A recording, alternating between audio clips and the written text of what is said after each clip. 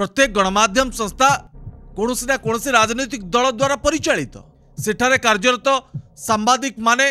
मालिक मान कथार परिचालित कई सांबादिक तांकर स्वाधीन मत रखिपारे ना एक कथा कौन भक्त बाबू जानना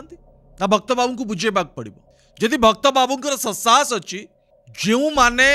सांबादिक मान को गुलाम करके रखिंट से सांबादिक मान को गुलामगिरी मुक्त करें कि भक्त दास नवीन पट्टनायक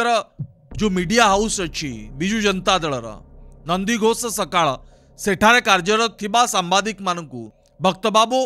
गुलामगिरी मुक्त करें कलिंग टीवी रे कार्य करुवा सांबादिक मान को गुलामगिरी मुक्त करें मुझे पचारे चाहे भक्त बाबू केवल क्रांतिकारी नेता है कि क्रांतिकारी भाषण देले हम ना बयान रखिले हम ना जदि आपण ओडिशार सांबादिक को गुलाम बोली कहउचंती ओडिशार सांबादिक माने गुलामगिरी बोली करूचंती बोली कहउचंती ए अभियोग आणुचंती आरोप आणुचंती ताले गुलामगिरी करुतबा गणमाध्यम संस्थार सांबादिक मान को आपण बैन करंतु आपण माने गुलामी करिके सब देखाउचंती सारा राज्यर लोकन को आपण मान को गाली दउछि करेबा पई ओडिशा जागु आपण माने जागंतु लोक जागंतु